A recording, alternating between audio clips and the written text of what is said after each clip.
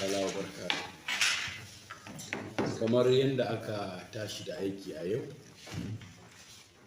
na hana bin wasu hanyoyi ga baburan da daidaita sahu a jihar Kano wanda suka hada da Hadejiro da Gwarzoro. Kuma bayan dukkanin koke da gwamnati saurara na al'umma, mun zagaya mun ga abubuwan duk da suka faru,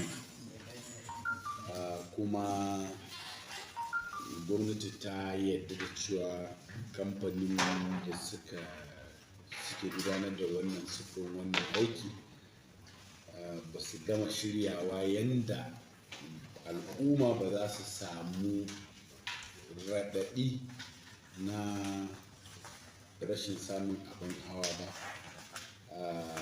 Wasu ɗalibai sun tafi a ƙafa, wasu al'umma sun tafi a ƙafa saboda motocin ba a fidda su gaba ɗaya ba, ma'ana kamfani bai gama shiryawa 100% ba.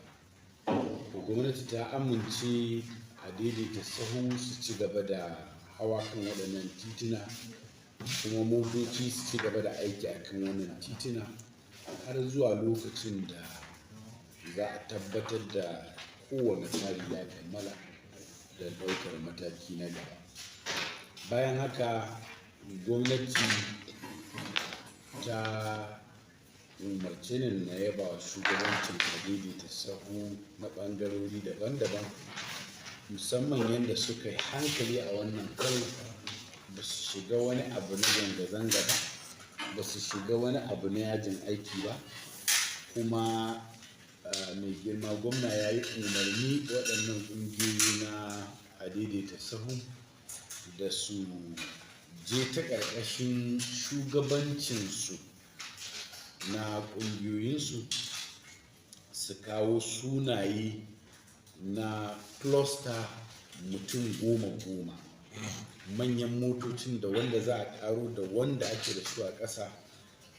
Gwamnati za ta yi tsarin bawa su matuƙa. Wannan shine kullum abin da muke gaya wa ɗan adaidaita sahu, musamman shugabanninsu, cewa ita ɗa'a tana samar da abubuwa na alheri ga bawa. Rashin ɗa'a kuma babu abin da yake haifarwa sai shari. Wannan ɗa'a da biyayyar da suka yi, kuma suka yi kira ga gwamnati da ta dube su, kuma suka yi kira da su matuƙa a daidaita sahun su yi biyayya ga umarnin gwamnati, ga shi ya jawo musu alheri. To muna fatan wannan zai zama alheri ga al'umma, zai zama alheri ga gwamnatin jihar Kano da su kansu 'yan adaidaita sahu. Muna fatan Allah ya ba mu sa'a, Allah ya sa a yi wannan al'amura lafiya, a gama lafiya. Assalamu alaikum warahmatullahi.